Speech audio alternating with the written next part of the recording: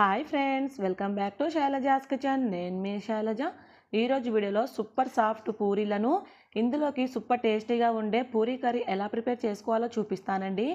రెగ్యులర్గా మనము రకరకాలుగా పూరీ కర్రీని టేస్ట్ చేసి ఉంటాం కదా, కానీ ఓసారి నేను చూపించినట్టుగా చెయ్యండి, మీరు 2 పూరీలు ఎక్స్ట్రా తింటారండి. అంత టేస్టీగా ఉంటుంది. ఇంట్లో ఏదైనా స్పెషల్ అకేషన్స్ అప్పుడు లేదా మీకు స్పెషల్గా ఏదైనా టిఫిన్ చేయాలన్నా ఈ పూరీ కర్రీని ప్రిపేర్ చేయండి. టేస్ట్ అయితే నెక్స్ట్ లెవెల్ అండి. చాలా బాగుంటుంది. తప్పకుండా ట్రై చేయండి ఫ్రెండ్స్. పిండి కలపడానికి వెడల్పుగా ఉన్న ఒక మిక్సింగ్ బౌల్ తీసుకొని ఇందులోకి 1.5 కప్పుల వరకు గోధుమ పిండిని వేసుకోండి. ఇందులోనే పావు టీ స్పూన్ వరకు ఉప్పుని వేయండి. ఇదంతా కూడా ఓసారి ఇలా బాగా మిక్స్ చేసేసి కొంచెం కొంచెం వాటర్ని వేసుకుంటూ పిండిని సెమీ సాఫ్ట్గా కలుపుకోవాలండి. మనం రెగ్యులర్గా పూరి కానీ లేదా చపాతీ కానీ చేసేటప్పుడు ఆయిల్ వేసి చేస్తాం కదా, ఇలా ఆయిల్ వేయకుండా చేసినా కూడా పూరీలు చాలా సాఫ్ట్గా పొంగుతూ చాలా బాగా వస్తాయండి. మనం ఈ పూరి పిండిని ఒక 2-3 నిమిషాలు బాగా కలుపుకోవాలి. నేను ఇక్కడ పిండి మొత్తం కలిపినాక చూపిస్తున్నాను చూడండి. పిండి కన్సిస్టెన్సీ ఈ విధంగా ఉండాలండి. కొంచెం సెమీ సాఫ్ట్గా ఉంటేనే పూరీలు చక్కగా పొంగుతాయి. ఇప్పుడు దీనిపైన మూతను పెట్టేసుకొని ఒక 10 నిమిషాలు పక్కన పెట్టేసుకుందాం. ఆలోపు మనం కర్రీ ప్రిపరేషన్ చూద్దామండి. నెక్స్ట్ ఒక మిక్సర్ జార్ తీసుకొని ఇందులోకి మీడియం సైజులో ఉన్న ఒక టమాటా తీసేసుకొని ఇలా 4 ముక్కలుగా కట్ చేసి ఇందులోకి వేసేసేయండి. ఈ టమాటాలని ఇక్కడ వీడియోలో చూపించినట్టుగా మెత్తని ప్యూరీలా ప్రిపేర్ చేసుకున్నాక దీన్ని పక్కన పెట్టేసుకొని నెక్స్ట్ మనం బంగాళదుంపల్ని ఉడకబెట్టుకోవాలండి. ఇక్కడ నేను మీడియం సైజులో ఉన్న 3 బంగాళదుంపల్ని ఇలా బాగా ఉడకబెట్టేసుకున్నాను. ఇలా ఉడకబెట్టిన ఈ బంగాళదుంపల్ని ఇక్కడ నైఫ్తోని కట్ చేస్తున్నాను కదా, మీరు కావాలంటే చేతితో మ్యాష్ చేసుకోవచ్చండి. ఇలా ఈ బంగాళదుంప ముక్కలన్నీ కూడా బాగా కట్ చేశాక దీన్ని కూడా రెడీగా పక్కన పెట్టేసుకుందాం.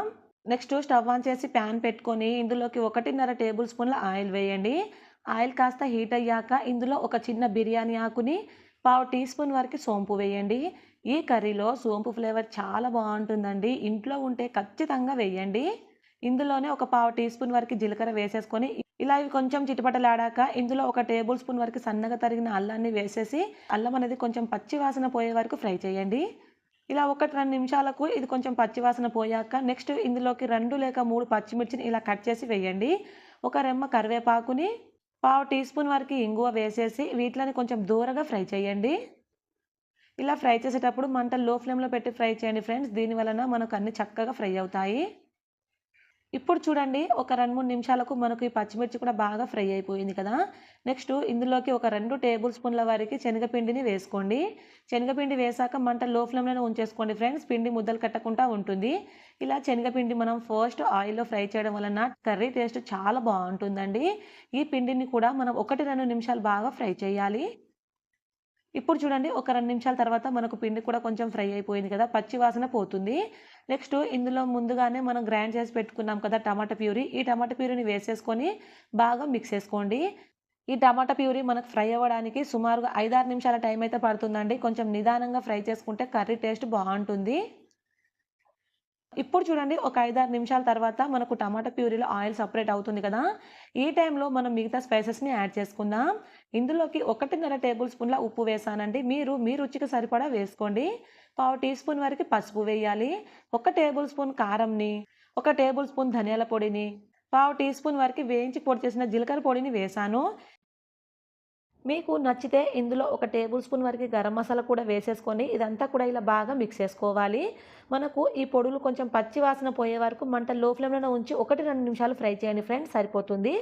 ఇప్పుడు ఒక 2 నిమిషాల తర్వాత మనకు ఈ పొడులు బాగా ఫ్రై అయ్యి ఆయిల్ సపరేట్ అవుతుంది కదా, ఇదే టైంలో మనం ముందుగా ఉడకబెట్టుకున్నాం కదా ఆ బంగాళదుంప ముక్కల్ని మొత్తాన్ని వేసేసేయండి.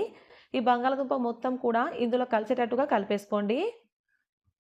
ఇప్పుడు చూడండి, ఇలా మొత్తం బాగా కలిసాక ఇందులోకి ఒక గ్లాస్ వరకు వాటర్ వేయండి. ఈ గ్లాస్ వచ్చేసి పావు లీటర్ ఉంటుందండి. నేను ఒక పావు లీటర్ వాటర్ని అయితే వేసాను. వాటర్ వేసాక ఇదంతా కూడా ఓసారి బాగా మిక్స్ చేసేసుకొని ఈ టైంలో మీరు ఉప్పు కారాన్ని అడ్జస్ట్ చేసుకోవచ్చండి. ఇక్కడ నేను తీసుకున్న ఉప్పు కారం నాకు కరెక్ట్గా సరిపోయింది. ఇప్పుడు మంట మీడియం ఫ్లేమ్లో పెట్టేసుకొని దీనిపైన మూతను పెట్టేసుకొని ఒక 5-6 నిమిషాలు మీడియం ఫ్లేమ్లోనే బాగా ఉడికించండి. ఒక 5 నిమిషాల తర్వాత చూడండి, మనకు ఆయిల్ కూడా లైట్‌గా సెపరేట్ అవుతుంది కదా, ఇదే టైంలో ఒక టేబుల్ స్పూన్ కసూరి మెంతి చేతిలోకి తీసేసుకొని ఇలా బాగా నలిపి వేయండి. ఈ కర్రీలో కసూరి మెంతి ఫ్లేవర్ చాలా బాగుంటుందండి. ఇంట్లో ఉంటే ఖచ్చితంగా వేయండి. ఇందులో మెయిన్‌గా మనకు సోంపు, కసూరి మెంతేనండి ఫ్లేవర్ తెచ్చేది. చాలా చాలా బాగుంటుంది ఫ్రెండ్స్. ఇలా కసూరి మేతి వేశాక ఓసారి బాగా మిక్స్ చేసేసుకొని మరలా దీనిపైన మూతను పెట్టేసుకొని ఒక్క 2 నిమిషాలు ఉడికించండి ఫ్రెండ్స్. దీని వలన ఫ్లేవర్స్ అన్ని బాగా పడతాయండి. ఇలా ఒక 2 నిమిషాల తర్వాత చూడండి మనకు ఆయిల్ సపరేట్ అయ్యి కర్రీ కూడా బాగా ఉడుకుతుంది కదా. చివరిగా ఇందులో సన్నగా తరిగిన కొత్తిమీర ఆకుని వేసేసుకొని మొత్తం బాగా మిక్స్ చేసేసి స్టవ్ ఆఫ్ చేసేయడమే. అంతేనండి, చాలా టేస్టీగా ఉండే కర్రీ అయితే ప్రిపేర్ అయిపోయింది. ఇప్పుడు ఈ కర్రీని ఒక మిక్సింగ్ బౌల్లోకి తీసేసుకొని దీన్ని రెడీగా పక్కన పెట్టేసుకుందాం. నేను నెక్స్ట్ పూరి ప్రాసెసింగ్ చూపిస్తానండి. నెక్స్ట్ మనం ముందుగా కలిపి పెట్టుకున్న పిండి కూడా కొంచెం సాఫ్ట్ అయిందండి. ఇప్పుడు ఈ పిండిని 1 లేదా 2 నిమిషాలు ఇలా బాగా మిక్స్ చేసుకోండి. ఇప్పుడు మీకు పూరీలు ఏ సైజులో కావాలో ఆ సైజులో చిన్న చిన్న ముద్దలుగా డివైడ్ చేసుకోండి.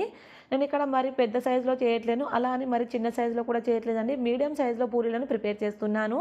పిండి ముద్దల్ని పక్కన పెట్టేసుకొని ఒక చపాతీ పీట తీసేసుకొని ఇందులో నుంచి ఒక్కొక్క పిండి ముద్దను ఇలా పొడి ఫ్లోర్లో డిప్ చేసుకుంటూ పూరిలా స్ప్రెడ్ చేసుకోండి. అలానే ఇలా పూరీలా ప్రిపేర్ చేసేటప్పుడు మనం మరీ పల్చగా కాకుండా ఇక్కడ వీడియోలో చూపిస్తాను చూడండి, ఈ మందంతో మనం పూరీలను ప్రిపేర్ చేసుకోవాలి. ఇలా ప్రిపేర్ చేసుకుంటే మనకు పూరీలు చక్కగా పొంగుతాయండి. పూరీల ప్రాసెస్ అందరికీ తెలిసిందే కదా, నేను గబగబా చెప్పేస్తున్నాను ఫ్రెండ్స్. మనం తీసుకున్న ఈ పిండి ముద్దలన్నీ కూడా ఇదే విధంగా పూరీలా ప్రిపేర్ చేసుకోవడమే. అన్ని పూరీలను ఇదే విధంగా ప్రిపేర్ చేసుకున్నాక వీటిలో నేను 1 బై 1 ఫ్రై చేసుకుంటున్నాను. ఇప్పుడు ఈ పూరీలను పక్కన పెట్టేసుకొని నెక్స్ట్ స్టవ్ ఆన్ చేసి ప్యాన్ పెట్టుకొని ఇందులోకి డీప్ ఫ్రైకి సరిపడా ఆయిల్ వేయండి. ఆయిల్ బాగా హీట్ అయ్యాక మంటని హై ఫ్లేమ్లోనే ఉంచేసి పూరీలను ఒక్కొక్కటిగా వేసుకుంటూ బాగా ఫ్రై చేసుకోవాలి. అలానే ఇక్కడ నేను వీడియోలో చూపిస్తున్నాను కదండి, పూరీల మీద ఇలా ఆయిల్ పోస్తూ ఉండాలండి. దీని వలన మనకు పూరి చక్కగా పొంగుతుంది. ఇలా పూరి ఓవైపు బాగా ఫ్రై అయ్యాక మరొక వైపు తిప్పేసుకొని బాగా ఫ్రై చేసుకోండి. మీరు మెయిన్గా గుర్తుపెట్టుకోవాల్సిన విషయం ఏంటంటే పిండి అనేది కొంచెం సెమీ సాఫ్ట్గా కలుపుకోవాలి. అలానే వీటిని హై ఫ్లేమ్లో ఫ్రై చేసుకోవాలి. అలా హై ఫ్లేమ్లో ఫ్రై చేస్తే మనకు పూరీలు చక్కగా పొంగుతాయండి. ఇదే ప్రాసెస్లో అన్ని పూరీలు ఫ్రై చేసుకున్నాక మనం ముందుగా ప్రిపేర్ చేసుకున్న ఈ కర్రీతో సర్వ్ చేసుకోండి. టేస్ట్ అయితే నెక్స్ట్ లెవెల్లో ఉంటుందండి. తప్పకుండా ట్రై చేయండి, చాలా బాగుంటుందండి. మరి ఈ రెసిపీ మీకు నచ్చిందా? ప్లీజ్ అండి, ఈ వీడియో మీకు నచ్చితే నా ఛానల్ని సబ్స్క్రైబ్ చేసుకొని పక్కనే ఉన్న బెల్ బటన్ని క్లిక్ చేయండి. Thank you for watching.